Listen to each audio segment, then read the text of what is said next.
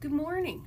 I feel like it's been forever. Having some issues here with some technology and some other issues, but we're trying to fix a couple things here. I really was impressed with what you had to say about the motivation and changes and things like that. So I want to talk to you about a couple of things about motivation from your last week's work. One of the businesses in town here several years ago thought that the best way to motivate their employees for being on time for a week was when they would come in, they would find a bag of chips hanging on their timesheet. That was their motivation to get everybody to come in on time. Now, we all know things that have changed dramatically over the years, but I don't know that motivation has changed. So I think part of the key issue is we have to figure out what motivates each individual. And many of you said that in your papers and in your responses. And we need to find that avenue so that we know what really motivates each person individually. For some, it's absolutely money, but we all have to understand that businesses only have so much money. For others, it comes down to liking to be around people. There was a business that I worked for at one point, and this was right after I got out of Mitchell Tech when I graduated from there, like 100 years ago.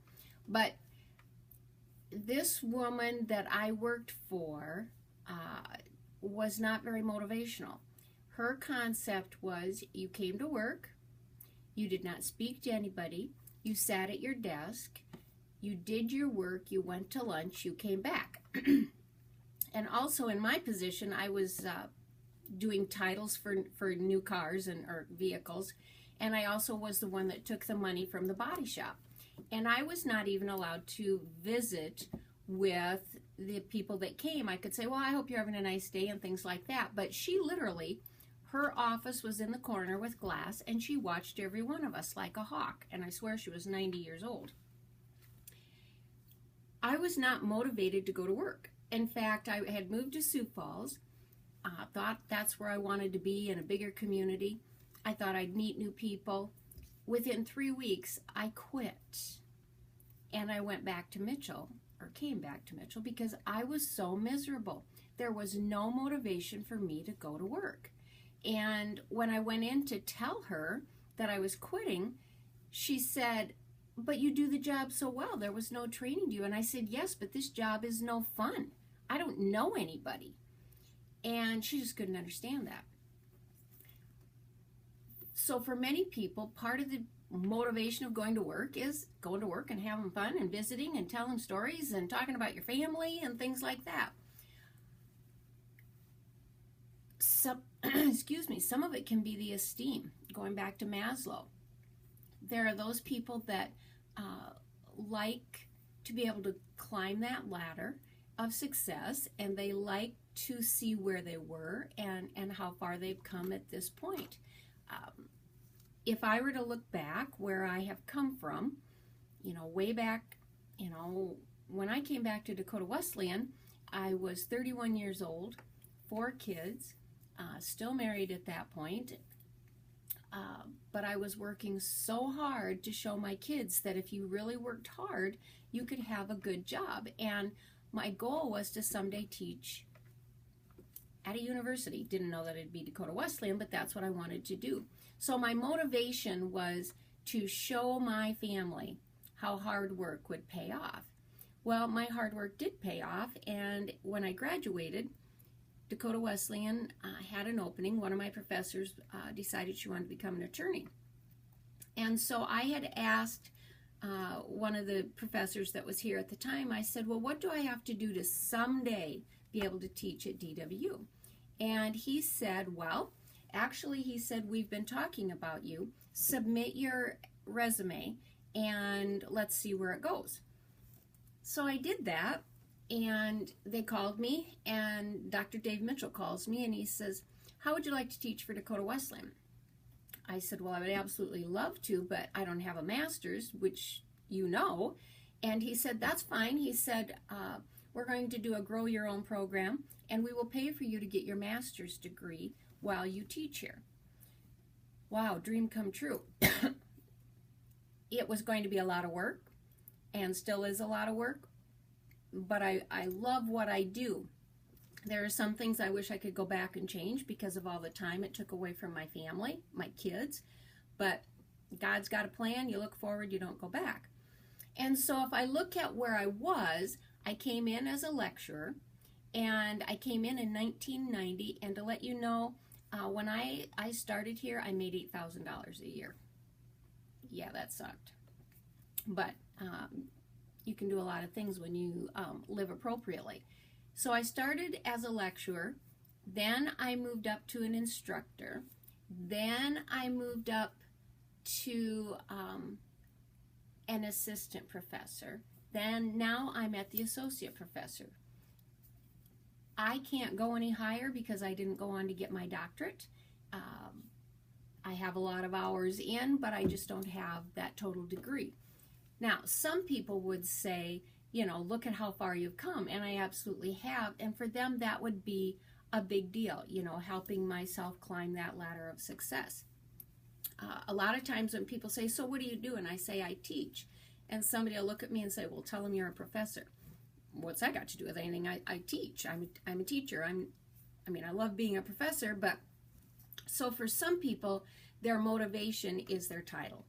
And I've seen a lot of issues dealing with titles over the years. So, and I also think the motivation of the title can be important. Do you want to be a sales clerk? Do you want to be a sales associate? That title can be important.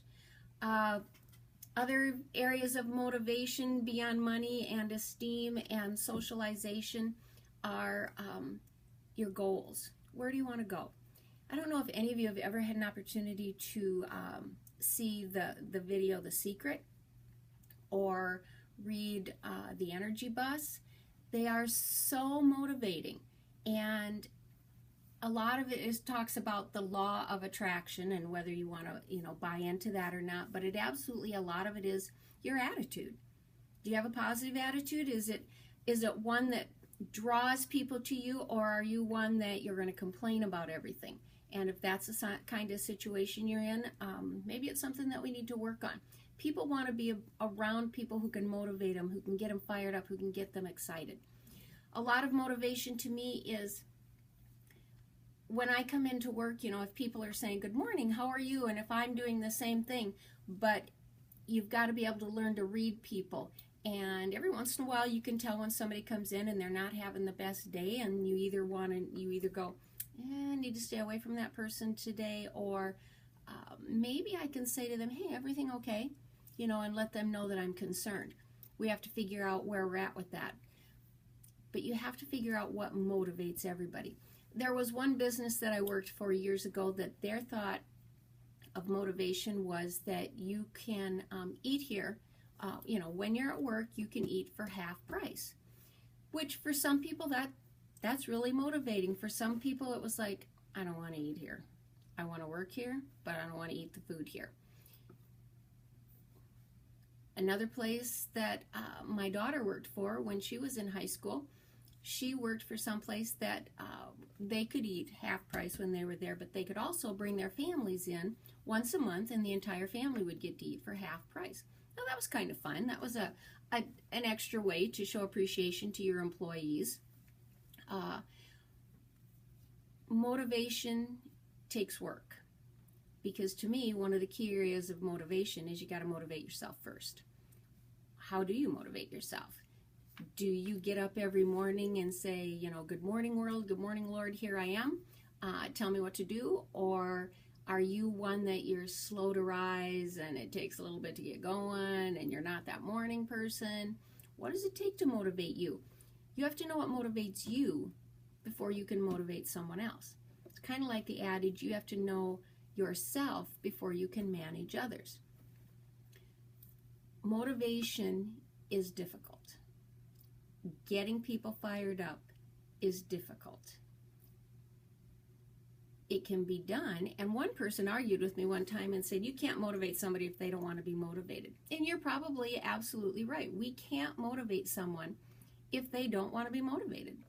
If they're having a day, if they're having a moment, if they're having a situation, maybe they can't be motivated right now. But if you can say, I tried, I did my best. I think that's what's critical. One of the other ways that I think we can motivate people is to have fun. I don't know about you, but I want to be able to go to work and have fun and laugh. And we try to laugh in my class when we can. I try to make fun of myself when I can, and talk about my family and say, oh, these are some of the dumb things that we've done in our lifetime in our family. But what's wrong with having fun? What I really wish we could do in some of our classrooms is have them painted bright colors and go beyond the tan that you see on my wall here, and go, let's be vibrant. Let's do something different. When we get to work this morning, let's not just go to our desks and go to work. Let's everybody get together and talk about what we did last night, or let's everybody get together and do some calisthenics, or let's do something different. Let's have some fun. One of my classes, I don't know if you can see this, but I had nuts and bolts. Cubic, I think, was in that class. And we talked and learned about hiring, about training, about personal doing performance evaluations. We did it in a whole different way, and I think we all had a good time. And I had one person tell me, holy cow, you pulled that whole chapter together in 45 minutes, and we laughed and had a good time about it. So I think when it comes to motivation, number one, you got to motivate yourself. Number two, you have to take the time to sincerely try to find a way to motivate others and what it takes to motivate them. And we've got to take it seriously.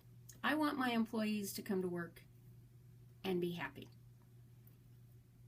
I want my employees to come to work and say, "God, I get to go to work today." Not I have to go to work today, but I get to go to work today. And I think those are some things that we have to think about when it comes to dealing with motivation. So I'm going to stop there and do something different here in just a couple minutes.